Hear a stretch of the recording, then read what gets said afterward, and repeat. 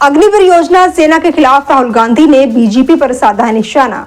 आइए जानते हैं क्या कुछ कहा इस खास रिपोर्ट में। अग्निवीर योजना को लेकर बीजेपी सरकार पर हमला बोलते हुए राहुल गांधी ने कहा, यह मोदी की स्कीम है, ना कि सेना की। सेना ऐसा नहीं चाहती। उन्होंने महेंद्रगढ़ भिवानी लोकसभा क्षेत्र में आयोजित रैली में कहा, जब इंडिया ब्लॉक सरकार बनाएगा तब हम अग्निवीर स्कीम को कूड़ेदान में फेंक देंगे। कांग्रेस नेता राहुल गांधी ने बुधवार को कहा कि अगर इंडिया ब्लॉक सत्ता में आया तो अग्निवीर स्कीम को खत्म कर दिया जाएगा और कूड़ेदान में फेंक दिया जाएगा। उन्होंने हिंदुस्तान के जवानों को मजदूरों में बदलने के लिए प्रधानमंत्री नरेंद्र मोदी की आलोचना की।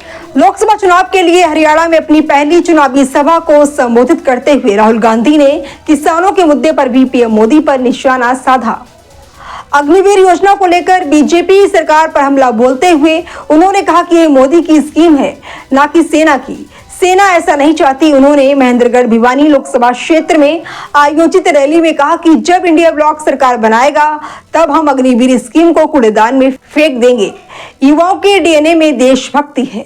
राहुल गांधी ने कहा कि भारत सीमाएं देश के युवाओं की वजह से सुरक्षित हैं। हमारे युवाओं के डीएनए में देशभक्ति है। उन्होंने आरोप लगाया कि मोदी ने हिंदुस्तान के जवानों को मजदूर बना दिया है।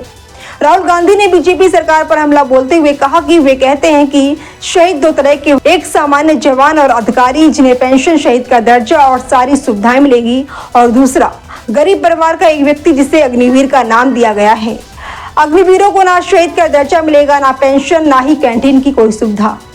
केंद्र सरकार ने 2022 में सेना के तीनों अंगों में आयु सीमा को कम करने के उद्देश्य से सशस्त्र बलों में सैनिकों को अल्पकालिक शामिल करने के लिए अग्निपथ भर्ती योजना शुरू की थी। इस योजना के तहत 17.5 साल से 21 साल की आयु वर्ग के युवाओं को 4 साल की अवधि के लिए सेना में भर्ती किया जाता है, जिसमें से 25% की सेवाओं को 15 साल तक जारी रखने का प्रावधान है। किसानों के मुद्दों को लेकर निशाना साधते हुए राहुल गांधी ने कहा, बीजेपी सरकार पर 22 अरबपतियों का 16 लाख करोड़ रुपए का कर्ज माफ करने का आरोप लगाया है। उन्होंने कहा कि 4 जून को जब हम सत्ता में आएंगे तो किसानों का कर्ज माफ करेंगे। राहुल गांधी ने कहा, जहां तक कृषि ऋण माफी का सवाल है, हम कर्ज माफी आयोग लाएंगे। आज के लिए इतना ही। कल फिर हाजिर होती हूँ किसी नई खबर के साथ।